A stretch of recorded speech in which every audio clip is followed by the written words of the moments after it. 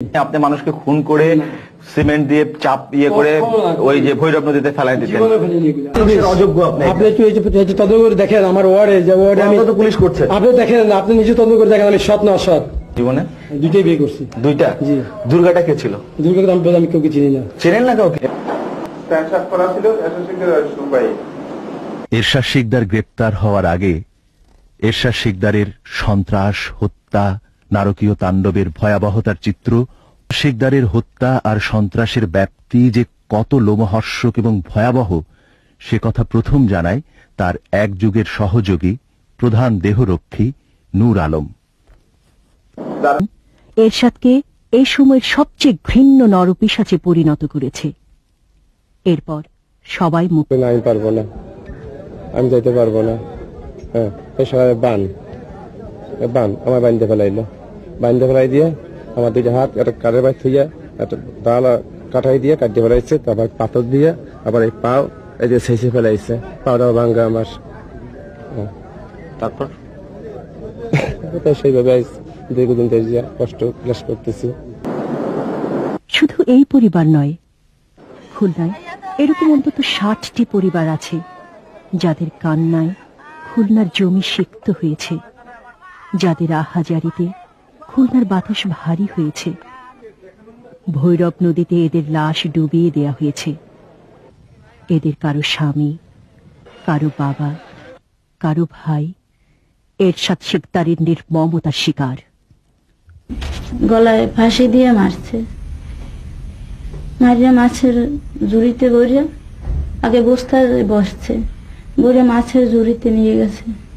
মাছের ঝুড়িতে নিয়ে গাড়ে মাছের গাট আছে ওইখানে নিয়ে রাখছে, রাখিয়া জমার সিমেন্টের বস্তা, সেই বস্তা দিয়ে আর কি বাইন্ধে নদীতে ফেলাইছে।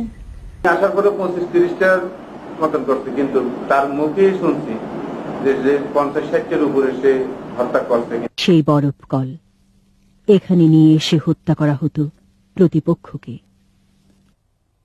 বিভিন্ন টর্চার সেন্টার এটা সেটা করে রাখছে। না, এমন কিছু ওখানে নাই, সব ওখানে কিছু নেই। আপনি মানুষকে খুন করে সিমেন্ট দিয়ে চাপ ইয়ে করে ওই যে ভৈরব নদীতে ফেলাই দিতেন। কি করে বলবো, আমি শুনেছি যে দুর্গা নামে একটা মেয়ে ছিল, কিন্তু সে কখনো বিয়ে করেনি। বিয়ে করেনি, এমনি সম্পর্ক করেছে। এরকম তো অনেক দুর্গা আছে নিশ্চয়ই। সেটা আমি কি করে বলবো, তার সেই জানে যে কয়টা দুর্গা তার কাছে আছে। বললাম তো সে বিয়ে করেনি, এমনি বান্ধবী থাকতে পারে। থাকতেই পারে। এই হলো মাগুর পুকুর। এখানে রাক্ষসী মাগুর চাষ করত এরশাদ শিকদার। এই হলো কবরখানার অন্ধ কুঠুরি।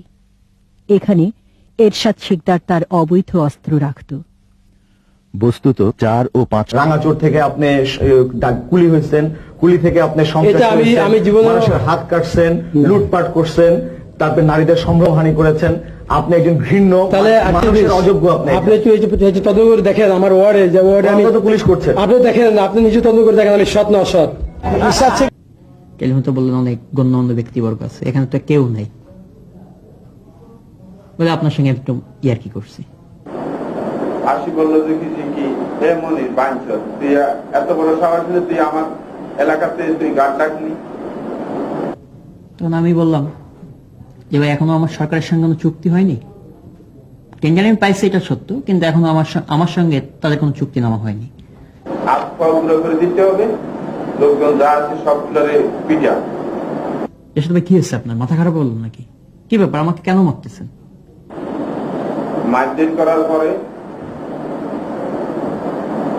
মনিরের পাও ভাঙি ফেলে 20 কেজি ওজনের একটা বইয়েন আছে, ওই সামনে বাবুর দোকান, ওই বাবু বাইক ফেলে দিল ওই বইয়েনটা।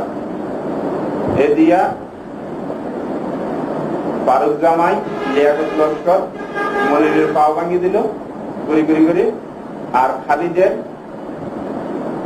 পাও এবং ডাইন হাত ভাঙি দিল, আর খালিদের বুকের উপরে উঠে এরশাদ শিকদারের হাতে ওই রাইফেল বুকের উপরে উঠে পার আসছে, আর আবার নামিয়ে ডাইন পাও দিয়ে জোরে জোরে বুকের মাঝে লাফি দিচ্ছে।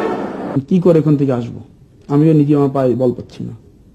তা আমি বরফ কলের দিক তাকায় দেখলাম ভিতরে খালিদ ওরে মারতিছে এবং খালিদ এই বুকের পরে এরশাদ শিকদার লাফাচ্ছে। খালেদকে আপনার নিশ্চয় চিনেন না? হ্যাঁ, খালিদকে চিনি। ছিলেন খালেদকে? হ্যাঁ, খালেদ মারা গেল কিভাবে? খালিদ আমাদের লোক ছিল, মদ খেয়ে মারামারি হয়েছে, চেয়ারে পিছু হাসপাতালে এসে মারা গেছে। মারামারি হয়েছে, লাশ গাড়ি ফেলাই দিয়েছে, কিন্তু লাশ তো পড়েনি এখানে। গাড়িটা আপনি ফেলাই দিয়েছিলেন? আমি ফেলাইনি গাড়ি। তাহলে আপনার লোকরা ফেলাইছিল? আর যারা যারা মারামারি করেছে তারা ফেলেছে। আপনার লোকরা? তারা আমার লোক ছিল। তারা তার মানে আপনার গ্রুপের সন্ত্রাসী লোক আছে? আমার গ্রুপের সন্ত্রাসী লোক নাই। তাহলে তারা মারামারি করে কেন? ভালো লোক মারামারি করে নাকি? মদ খেলে সবাই মারামারি হয়ে থাকে। পুলিশ ছিল তার হাতের পুতুল। এমন অনেক পুলিশ কর্মকর্তা আছেন যারা এরশাদ শিকদারের কাছ থেকে নিয়মিত মাসোহারা পেতেন। যে ওসি আছে বর্তমানে, এই ওসির আগে যে শাহাবুদ্দিন সাহেব ছিল, OC Shahabuddin, Khalid murder case যত সম্ভব উনি ওনার হাতেই নিচ্ছে। তা এই ধরনের ওসি, তারপরে দারোগা, তারপরে বর্তমান দারোগা আছে আপনার আনোয়ার আলমগীর দারোগা, তারপরে যে এরশাদ শিকদার সিলিন্ডারের কিছুদিন আগে এই যে এরশাদ শিকদারের এই যে এখন যে পুলিশের হাতে যে ধরা পড়ছে, এই ধরা পড়ার কিছুদিন আগে ডিসি সাউথ এবং নর্থ সময় মনে করা হতো যে এরশাদ শিকদার ধরা ছোঁয়ার বাইরে, তাকে কেউ স্পর্শ করতে পারবে না। কিন্তু সন্ত্রাসীকে একদিন মাথা নত করতে হয়। এরশাদ শিকদার ধরা পড়ে, সেই সঙ্গে ধরা পড়ে লিয়াকত লস্কর সহ তার বেশ কিছু সহযোগী।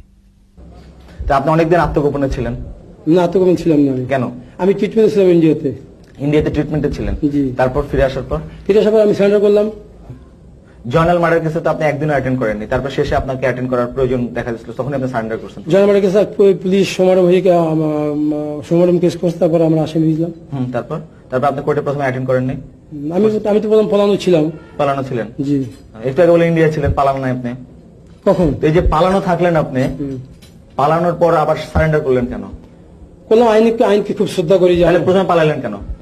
পালালাম যে এরকম কেস কামারি এতগুলি মামলা করতো না, তখন কেস কামারি গুলো ট্রায়াল ফেস করলো। আপনি আইনে বিশ্বাস করেন, ভদ্রলোক বললেন, আপনি লুচ্চামি করেন না, বদমাইশি করেন না, তো আপনি প্রথমে পালালেন কেন? ভয় পালাইছি। আইনের প্রতি সৎ, আইনের প্রতি আস্থাশীল লোক কি পালায়? যে হান্নান মামলা করছিল, বেশ কয়েকটা মামলা, এই মামলা ভয় পালাইছিলাম আমি। কিন্তু এরশাদ শিকদারের অবৈধ অস্ত্র ভাণ্ডারের খোঁজে পরিপ্রেক্ষিত দল ভৈরব নদী পেরিয়ে ওপারে তার বড় ভাইয়ের বাড়িতে যায়, কিন্তু অস্ত্র ভাণ্ডার ফাঁকা। খুলনাবাসীরা মনে করেন এরশাদের সকল সহযোগী এবং তার অবৈধ বর্বর খুনি এরশাদ শিকদার ভৈরবঘাটের কুলি হিসেবে জীবন শুরু করে কোটি কোটি টাকার মালিক হয়ে যায়। পড়াশোনা করেছেন কতটুকু? আমি সামান্য ঘরে করছি। সামান্য মানে কতটুকু? 5-6 পর্যন্ত। 5-6। তার শিক্ষাগত যোগ্যতা কি আপনার বলেছে কোনো সময়? বলছে যে 19 পর্যন্ত পড়ছি। 19 পর্যন্ত পড়ছে। আমি ছোটবেলা থেকে ফিশিং ব্যবসা করতাম। আমি কিসের ব্যবসা? ফিশিং ব্যবসা, মাছের ব্যবসা। আমাকে বলেছিল যে, আপনাকে বলেছিল? হ্যাঁ, কি বলেছিল?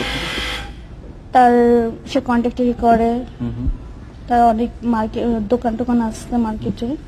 আপনার বয়স এখন কত? 40। 48 বছর থেকে আপনি খুলনায়? ছোটবেলা থেকে 1 বছর বয়স থেকে খুলনা। 1 বছর বয়স থেকে খুলনা? আপনি না বললেন কিছুদিন পরে আসছি খুলনায়? এই কথা তো আমি বলিনি আপনাকে। কি বললেন তাহলে আপনি? আমাদের ছোটবেলা থেকেই খুলনা বলছি। আপনার যদি 1 বছর বয়সে আসেন আর বয়স যদি 48 হয়, তাহলে তো আপনি 48 বছর খুলনা নেই, মিথ্যা কথা বললেন একটা। আমি 1 বছর বয়সে খুলনা। মুসলমান, খাঁটি মুসলমান এরকম মিথ্যা কথা বলে? ছোটবেলায় খুলনাতে আসছি ভাই, খুব ছোট। আপনি বললেন না যে আপনার বয়স 48, তাহলে আপনি 48 বছরই খুলনায় আছেন বললেন। খুলনাতেই তো আছি ছোটবেলা থেকে। খুলনায় হন নাই? না, হর্ষি দেশে হচ্ছেন। ছোটবেলা আপনি 48 বছর খুলনায় নাই, এটা মিথ্যা কথা বললেন। না, এটা মিথ্যা বলিনি। তাহলে কি বললেন? এটা তো ভুল ত্রুটি হতে পারে। খুলনার প্রাণ কেন্দ্রে রয়েছে তার প্রসাদ সম স্বর্ণকমল। পরিপ্রেক্ষিত দল সরেজমিনে যায় হোয়াইট সিমেন্টে নির্মিত এই স্বর্ণ কমলে। দেখুন, একজন কুলির বাড়ি, ঘরে ঘরে এয়ার কন্ডিশনার, কার্পেট, ঝাড়বাতির বাহার দেখুন।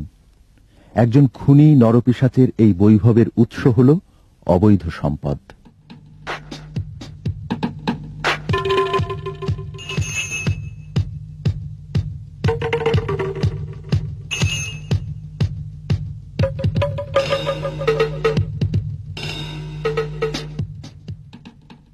এছাড়াও ঢাকায় রয়েছে তার আরেকটি বাড়ি।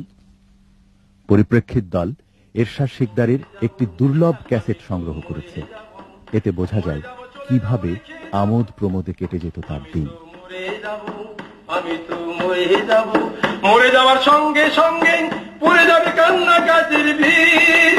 সবাই মরে দিতে মাটি হইবে অস্থির, সবাই মরে দিবে মাটি, সবাই মরে দিবে মাটি। বলতো রুটিতে নিবে ক্ষমা, কেউ বা সে খোঁজ করিবে কোন ব্যাংকে কি জমায়। আমি মরে যাব, আমি তো মরে যাব। এ আসলে মানুষ নয়, মানুষরূপী পশু, জঘন্য সন্ত্রাসী, নরঘাতক।